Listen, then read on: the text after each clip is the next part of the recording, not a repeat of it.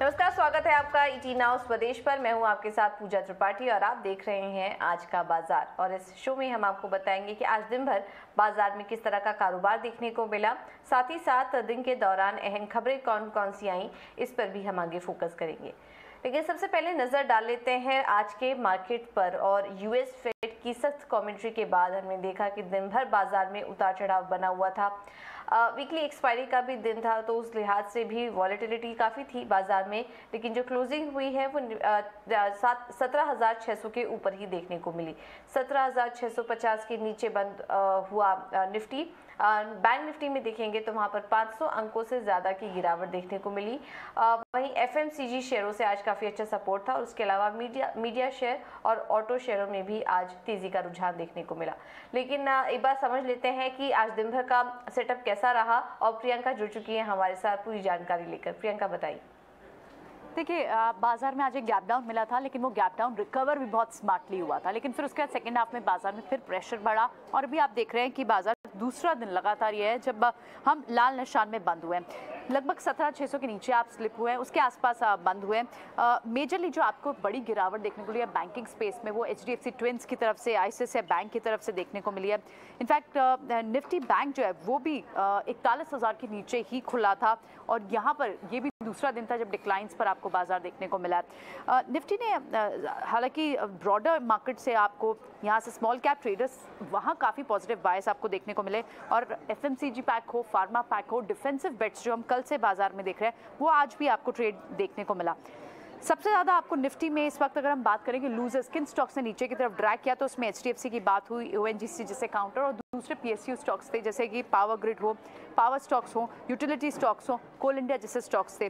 Gainers कौन से थे? गेनर्स वो स्टॉक थे जैसे एशियन पेंट्स जैसे पेंट स्टॉक्स हुए, क्योंकि क्रूड की गिरावट का यहाँ फायदा मिलता है। और उसके बाद फेस्टिवल डिमांड एक बड़ा ट्रिगर है, जिसके चलते आपने टाइटन जैसे स्टॉक्स में आज अच्छे मूव्स आते हुए देखे। फार्मा स्पेस में HUL हो, ब्रिटानिया हो, वहाँ अपग्रेड्स की बात लगातार आप देख रहे हैं कि आज भी तीसरा दिन था जब यहाँ मूव सी, कल बड़ी मूव सी, और आज भी इस मूव को कैचअप करते हुए दिखाई दी। ऑटो स्पेस में आपको मारुति जैसे काउंटर्स में एक अच्छी परफॉर्मेंस है। इनफैक्ट ऑटो एंसिलरी जैसे भारत फोर्ज हो, मारुति सुमी हो, वहाँ पर भी आपको लास्ट आवर में देखने को तेजी देखने को मिली थी, और लॉजिस्टिक काउंटर्स में भी एक मोमेंटम वापस देखने को मिला। मिड कैप गेनर्स की आप बात करें तो वहाँ कुछ की काउंटर्स जिन्हें जरूर हाईलाइट करना चाहेंगे। केमिकल स्पेस में टाटा केमिकल जैसे काउंटर में बड़ी मूव देखने को मिली, वरुण बेवरेजेस में बड़ी मूव देखने को मिली। हमने एक स्पेशल रिपोर्ट भी दी थी कि किस तरह से कोक का प्रोडक्शन जो है वो कितनी बड़ी इंडिया को एज अ मार्केट देखता है, और क्योंकि इस स्पेस से वरुण बेवरेजेस एक सप्लायर है पेप्सिको की भी, तो उनके लिए भी वॉल्यूम ऑफ बिजनेस बहुत रॉबस्ट रहेगा। इस बेसिस पर आप देखेंगे वरुण बेवरेजेस में भी आज एक अच्छा ट्रेड देखने को मिला। मिड कैप लूजर्स में एक काउंटर जिसकी जाहिर तौर पर बात करनी चाहिए वो है फोर्टिस हेल्थकेयर, क्योंकि यहाँ पर एक वर्डिक्ट आया और वर्डिक्ट फेवर में नहीं आया। ओपन ऑफर पर स्टे लगाने की बात हुई, जिसके चलते स्टॉक ने अच्छा खासा रिएक्शन भी दिया। 18% तक के नीचे की मूव देखने के बाद अब 15% तक की मूव के डेंट के साथ फोर्टिस हेल्थकेयर बंद हुआ। तो ओवरऑल बाजार पर आज ग्लोबल मार्केट्स का एक सेंटिमेंट हावी था। हमारे यहाँ एक्सपायरी थी, इसलिए ट्रेड्स में वॉलेटिलिटी दोनों तरह की मूव्स दिखी। बियर्स एंड बुल के बीच में क्लियरली आपको एक टसल दिखी, और आज दूसरा दिन है जब बाजार लाल निशान पर बंद हुए।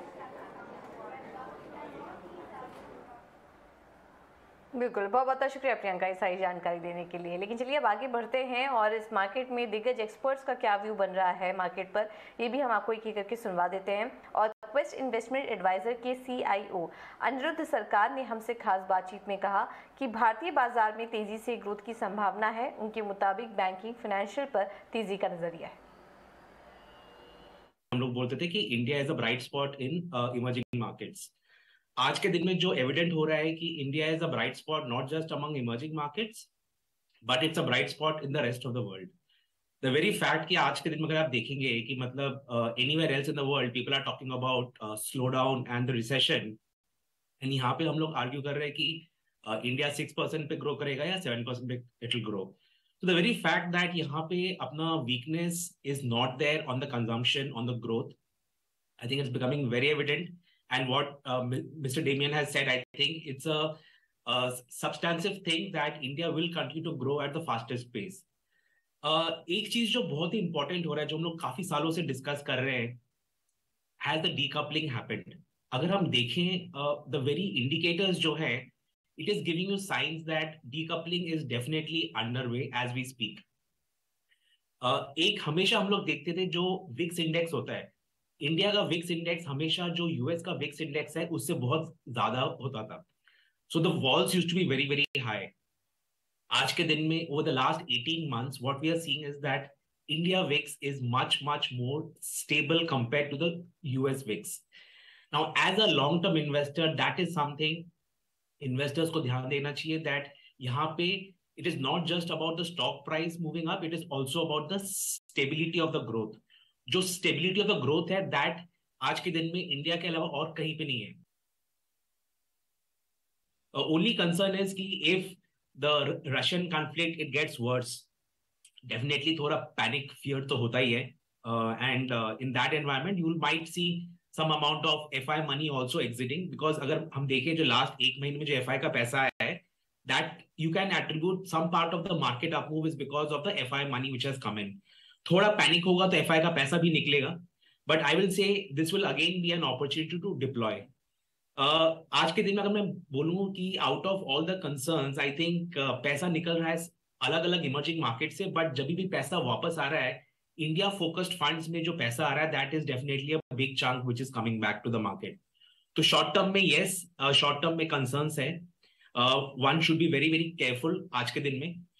एंड ऑल्सो बहुत इंपॉर्टेंट है कि इंडेक्स देखकर पैसा नहीं डालना चाहिए, बिकॉज इंडेक्स का valuation definitely is very very expensive, and considering जो अभी इंडेक्स के चेंजेस भी होने वाले उसमें भी आपको इंडेक्स के वैल्यूएशंस और इंक्रीज हो जाएगा. सो इंडेक्स देखकर इन्वेस्ट नहीं करना चाहिए आज के दिन में. I will say focus on the sectors, focus on the companies जहां पे earnings is growing faster than the industry and जहां पे वैल्यूएशन कंफर्ट भी है. और सॉफ्ट ड्रिंक मार्केट्स में जोरदार हलचल देखने को मिल रही है. कैंपा कोला के अधिग्रहण के साथ अब रिलायंस ने मार्केट में एंट्री ले ली है. कोल्ड ड्रिंक्स का मार्केट क्यों हॉट हो रहा है, डिटेल्स बताने के लिए हमारे साथ शरद दुबे जुड़ चुके हैं. शरद बताइए. जी बिल्कुल, सबसे पहले फोकस में रहने वाला है थम्स अप, और यहाँ पे जो एक इम्पॉर्टेंट न्यूज़ आ रही है कि कंपनी की जो मार्केट शेयर है 1 दशक की हाई पे आ गई है, लगभग 20% के. भारत में जो है $1 बिलियन से ज़्यादा का कंट्रीब्यूशन जो है कर रही है सेल्स में. ऑफकोर्स ये सबसे बड़ी ब्रांड है कोका कोला की इंडिया के ब्रांड में, और बड़े ब्रांड के दिग्गज जो हैं यहाँ पे इनके एंडोर्स करते हैं. और इसके अलावा मार्केट शेयर में भी जो है अब थम्स अप में बहुत अच्छी तेज़ी देखने मिली है. रिलायंस रिटेल भी अब फोकस में रहने वाला है, और उन्होंने जो है कैंपा कोला ब्रांड की जो कोला है उस पे जो है उन्होंने ब्रांड राइट्स की खरीदारी कर ली है 22 करोड़ में, और आगे जाते हुए जो है और भी नए लोकल ब्रांड्स को स्काउट कर सकते हैं. तो उसमें भी जो है बहुत एक इम्पॉर्टेंट ट्रिगर देखने मिल रही है. अब ये तो बात रिलायंस रिटेल की हुई, लेकिन वरुण बेवरेजेस भी फोकस में रहेंगे, और इस पे भी जो है आप देख सकते हैं कि पेप्सी की बॉटलिंग की काम करती है ये कंपनी, और यहाँ पे भी जो है एक प्रोबेबल कैंडिडेट है जहाँ पे MSCI इंक्लूजन आ सकता है कंपनी का स्टॉक मार्केट में.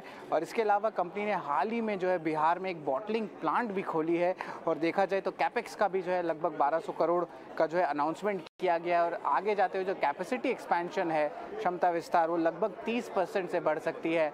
अब आप वरुण बेवरेजेस की अगर थोड़ी फोकस करें कि इनकी वॉल्यूम्स कैसे बढ़ी है, तो आप देख सकते हैं कि पहले तिमाही में जो है 2021 में बात कर रहा हूँ कि वहाँ से जो है ग्रोथ शुरू हुई है 10.6 करोड़ केसेस का, अब वो बढ़ते गई है. अब 2022 के भी आंकड़े अगर देखें तो वहाँ पे भी जो है एक टाइप से ग्रोथ देखने मिली है. हालांकि चौथे तिमाही में ज़रूर जो विंटर सीजन आती है वहाँ पे थोड़ी कम आती है, लेकिन आगे जाते हुए देख रहे हैं रिकॉर्ड हाई पे केसेस चल रही है जहाँ पे बिक्री देखने मिल रही है. और अब फेस्टिव सीजन भी आ रहा है, तो सॉफ्ट ड्रिंक का जो पूरा स्पेस है वो पूरा बज़ कर रहा है.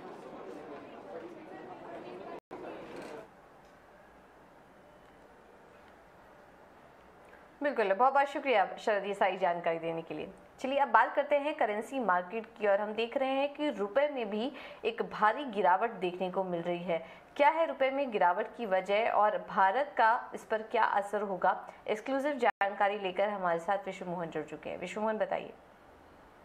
देखिए, जितने भी एक्सपर्ट से बात कर रहे हैं उनको लग रहा है कि $82 तक भी डॉलर के मुकाबले रुपया फिसल सकता है, ऊपर की तरफ जा सकता है. आज भी काफ़ी गिरावट दिख रही है. जिस तरह से फेड के बयान, सख्त बयान आए हैं और उन्होंने कहा है कि 2023 तक ब्याज दरों में जो बढ़ोतरी का सिलसिला है वो चलता रहेगा। 2024 से ही ब्याज दरों में जो बढ़ोतरी का सिलसिला है उसका रोल बैक होगा।